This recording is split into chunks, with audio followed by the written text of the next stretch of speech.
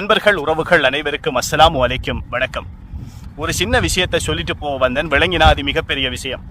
எனக்கு பின்னுக்கு பச்சை பசேலன கண்ணு கட்டுற தூரத்துக்கு விளங்குது இறைவன் வழங்கிய அருட்கொடை வேளாண்மை. இப்ப கொஞ்ச காலமா அடிக்கடி மழை பெய்யுது, வெயில் உழுவுது, காலநிலையில் மாற்றம். திடீரென்று கடந்த காலத்துல இப்ப அண்மை காலத்துல வேளாண்மை காணிகள் எல்லாம் தாண்டு போயிச்சு, தண்ணிக்குள்ள மூழ்கி தாண்டு மிகப்பெரிய நஷ்டத்தை ஏற்படுத்தியது. அல்லாஹ் பாதுகாக்கணும். அப்படியான நஷ்டங்கள் இதற்கு பிறகு வரக்கூடாது. யாரா இருந்தாலும் கஷ்டப்பட்டு செய்யக்கூடிய விவசாயம்.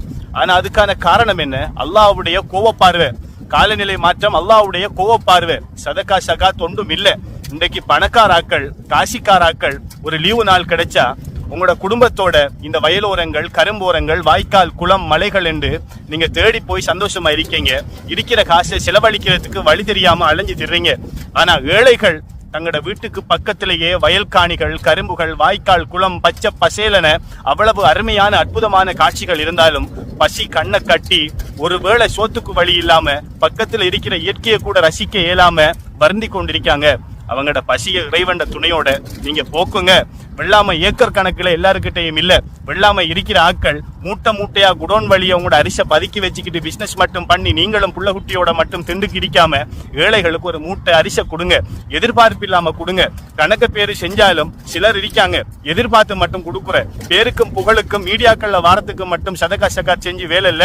நீங்க உங்களோட கபூருக்கு தேடுங்க. உங்களோட மன்னரைக்காக கொடுங்க.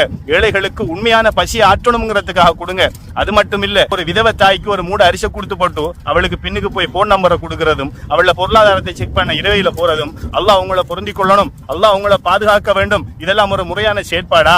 இது ஒரு முறையான தர்மமா? இப்படி செய்யறதை விட நீங்க செய்யாம இருக்கலாம். எந்த எதிர்பார்ப்பும் இல்லாம செய்யுங்க. நாளை மறுமையில் அல்லாஹ் உங்கள்கிட்ட கேட்பான், உனக்கு நான் செல்வத்தை அள்ளி அள்ளி தந்தனே, நீ ஏழைகளுக்கு என்ன செய்தா என்று. நான் போய் போன் நம்பர் வாங்கினேன், நான் போட்டோ பிடிச்சி பேஸ்புக்ல போட்டேன், நான் அதை வச்சு அரசியல் எலெக்ஷன் கேட்டேன் செல்ல போறீங்க. மறுமைக்காக என்னத்தை சேர்த்து வச்சிருக்கீங்க? மண்ணோட மண்ணா மக்கி உரு குலைஞ்சு வைத்திருவோம். அதுக்கு பிறகு இந்த உலகத்துல நாம சம்பந்தப்பட்ட விஷயம், நிலையான ஒரு விஷயம் பேசப்படுவதாக இருந்தால் அது நாம செஞ்ச எதிர்பார்ப்பில்லாத தர்மங்கள் மட்டும்தான், நாம வாழ்ந்த நேர்மையான வாழ்க்கை மட்டும்தான், நாம உருவாக்கிய ஒழுக்கமான சமுதாயம் மட்டும்தான். இதெல்லாம் நாம செஞ்சுக்கிட்டு இருக்கோமா? ஒன்றும் இல்ல. இந்த வெள்ளாமை காணிகளோ சொத்துக்களோ யாருக்கிட்டையும் இல்ல. இருக்கிற ஆக்கள் அல்லாஹ் தேர்ந்தெடுத்து ஒரு சில ஆக்களுக்கு கொடுத்து உங்களை செக் பண்ணிக்கிட்டு இருக்கான். நீங்க கொடுக்கீங்களா இல்ல உங்களை நஷ்டப்படுத்தி அடியோட அடியை அழிக்கணுமான்னு சொல்லி கொடுங்க.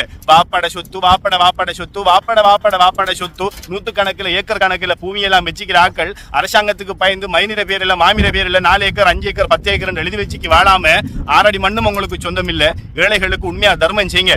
ஏழைகள்ல பசியை போக்குங்க. உங்களோட வியாபாரத்திலையும் உங்களோட தொழிலையும் அல்லாஹ் பரக்கத்தை செய்வான். இன்னும் உங்களோட செல்வத்தை பெருகச் செய்வான். இன்னும் உங்களோட பிள்ளைகளுக்கு கல்வியை கொடுப்பான். இன்னும் உங்களுக்கு ஆரோக்கியமான வாழ்க்கையை தருவான். இந்த இயற்கை அழிவுகள்ல இருந்து, பேரழிவுகள்ல இருந்து உங்களை அல்லாஹ் பாதுகாப்பான்.